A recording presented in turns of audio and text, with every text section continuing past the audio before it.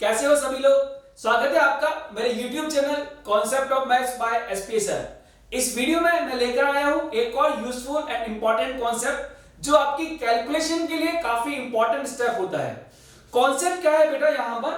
If a and b are two non negative real numbers such that a plus b इन दोनों non negative real numbers का सम यदि आपको zero दिया हुआ है, देन रिमेंबर दैट यदि दो नॉन नेगेटिव नंबर्स का सम कभी भी जीरो दिया हुआ है तो ये तभी पॉसिबल हो सकता है जब a की वैल्यू और b की वैल्यू साइमल्टेनियसली क्या बन जाए, जीरो। बिकॉज आप जानते हैं कि नॉन नेगेटिव रियल नंबर्स की यदि हम बात करें तो नॉन नेगेटिव रियल नंबर्स जो होते हैं, यदि a एक नॉन नेगेटिव रियल नंबर है तो इसका मतलब a की जो वैल्यू हमें मिलेगी वो greater than equal to zero मिलेगी, और यदि b भी एक नॉन नेगेटिव रियल नंबर है तो b की जो वैल्यू मिलेगी वो भी greater than equal to zero मिलेगी। तो ध्यान रखिएगा कि यदि a और b दो नॉन नेगेटिव रियल नंबर्स आपको दिए हुए हैं और बोला गया है कि दोनों का सम जीरो के इक्वल है, तो ये तभी पॉसिबल हो सकता है जब ये दोनों वैल्यू साइमल्टेनियसली जीरो हो जाए। इवन इस कॉन्सेप्ट को आप चाहें तो दो से ज्यादा रियल नंबर्स के लिए भी अप्लाई कर सकते हैं यदि वो numbers non negative real numbers हैं, ठीक है ना। जैसे कि ध्यान रखिएगा इसी का ही एप्लीकेशन पार्ट है, काफी इंपॉर्टेंट कॉन्सेप्ट है। यदि आपको बोला जाता है, मान लीजिए a b and c are three real numbers, a b and c are three real numbers, clear. यहां पर नॉन नेगेटिव नंबर्स की बात नहीं कर रहे हैं, हम बोल रहे हैं कि a b और c तीन रियल नंबर्स हैं सच दैट इनके स्क्वायर का जो सम है a square plus b square plus c square वो आपको क्या दिया हुआ है बेटा, जीरो दिया हुआ है। कॉन्सेप्ट वही है, यदि a b और c तीन रियल नंबर्स हैं तो ध्यान रखिएगा a square is a non negative real number, b square is also a non-negative real number and c square is also a non-negative real number। यदि कभी भी दो या दो से ज्यादा नॉन नेगेटिव रियल नंबर्स का सम आपको जीरो दिया हुआ है तो ये ध्यान रखिएगा ये सिर्फ और सिर्फ तभी पॉसिबल हो सकता है जब ये सारे की सारे नंबर्स साइमल्टेनियसली जीरो के इक्वल हो जाए। a square plus b square plus c square is equals to zero. तो ये काफी इंपॉर्टेंट स्टेप होता है क्वेश्चंस को सॉल्व करने के लिए। अब हम बात करें यहां पर कि हमें कैसे आइडिया लगेगा कि ये स्टेप हमें यूज करना है क्वेश्चंस को सॉल्व करने के लिए, तो ध्यान देते हैं इस पर भी एक क्वेश्चन हम लोग कर देखते हैं। मान लीजिए कि आपको क्वेश्चन में दिया हुआ है x y and z are three real numbers, ठीक है। क्वेश्चन है if x y and z are three real numbers such that तीन रियल नंबर्स हैं such that x square plus 5 times y square plus 4 times z square, यदि मान लो equal दे दिया जाए 4xy plus 4yz और बोला जाए find the value of x square upon 4yz, इसकी वैल्यू फाइंड आउट करनी है क्या है।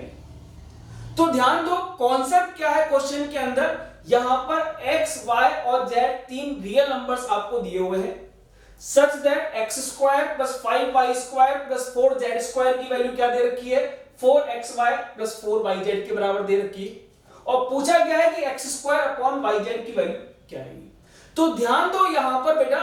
कॉन्सेप्ट क्या है, यहां पर आपके पास जो नंबर ऑफ वेरिएबल्स हैं इस इक्वेशन में वो तीन है x y और z, लेकिन उनको फाइंड आउट करने के लिए यहां पर इक्वेशन सिर्फ एक है। तो जब कभी भी हमारे पास number of variables number of equation से ज्यादा होते हैं तो उस केस में ध्यान रखिएगा एक थॉट जो हमारे दिमाग में आना चाहिए वो क्या है कि यहां पर x y और z की वैल्यूज को फाइंड आउट करने के लिए हम क्या करें, इसको कन्वर्ट कर लें नॉन नेगेटिव रियल नंबर्स में। नॉन नेगेटिव रियल नंबर्स का मतलब होता है कि आप उन्हें कन्वर्ट कर लें परफेक्ट स्क्वायर्स की फॉर्म में। जरा यहां पर ध्यान दो इसको सिंप्लीफाई करने का तरीका क्या रहेगा। क्वेश्चन यदि हम सिंप्लीफाई करना चाहते हैं तो यहां पर क्या करेंगे, सिंप्लीफाई करने के लिए x स्क्वायर, देखो यहां पर एक टर्म है 4xy का, ये 4xy का जो टर्म है ना ये इंडिकेट कर रहा है कि आप यहां पर जब परफेक्ट स्क्वायर बनाएंगे तो परफेक्ट स्क्वायर बनाएंगे x square minus 4xy plus 4y square के साथ। सेम इसी तरह से यहां पर जो दूसरा टर्म है ना 4yz, ये इंडिकेट करता है कि यहां पर जो दूसरा परफेक्ट स्क्वायर बनेगा वो बनेगा Y square minus 4yz plus 4z square that is equal to. तो आप देखेंगे कि पहला जो ब्रैकेट लिखा हुआ है ये अपने आप में एक परफेक्ट स्क्वायर है x माइनस 2y का होल स्क्वायर,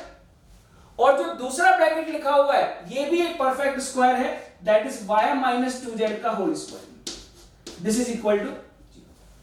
तो ध्यान दो कॉन्सेप्ट वही है, यदि कभी भी दो परफेक्ट स्क्वायर का सम आपको जीरो दिया हुआ है या आप कहें कि यहां पर दो नॉन नेगेटिव रियल नंबर्स का सम आपको जीरो दिया हुआ है, तो ये जीरो सिर्फ और सिर्फ तभी हो सकता है जब यहां पर दोनों ब्रैकेट क्या बन जाए जीरो, x माइनस 2y की वैल्यू जीरो हो जाए as well as y minus 2z की वैल्यू भी क्या हो जाए बेटा जीरो हो जाए। तो यहां से हम फाइंड आउट कर सकते हैं कि x की जो वैल्यू मिलेगी वो इक्वल टू 2y मिलेगी, और चूंकि y 2z के इक्वल है तो ये इक्वल हो जाएगा 4z के। तो यहां से हम फाइंड आउट कर पाएंगे कि value of x square upon yz कितना आता है, ठीक है ना बेटा। तो x स्क्वायर अपॉन आप फाइंड आउट करना चाहते हैं value x square upon yz की, तो x की जगह पर हम वैल्यू पुट कर देते हैं कितना 4z, तो ये हो जाएगा 4z का whole square divided by y की जगह पे मैं पुट कर देता हूं 2z इनटू z। तो अब देखेंगे z स्क्वायर ऊपर नीचे कट जाएगा और 16 डिवाइडेड बाय 2 इसकी वैल्यू कितनी आ जाएगी बेटा 8 की बराबर, ठीक है। सो आई होप आपको कॉन्सेप्ट समझ में आ गया होगा। कॉन्सेप्ट क्या है, काफी इंपॉर्टेंट कॉन्सेप्ट है क्वेश्चंस को सॉल्व करने के लिए।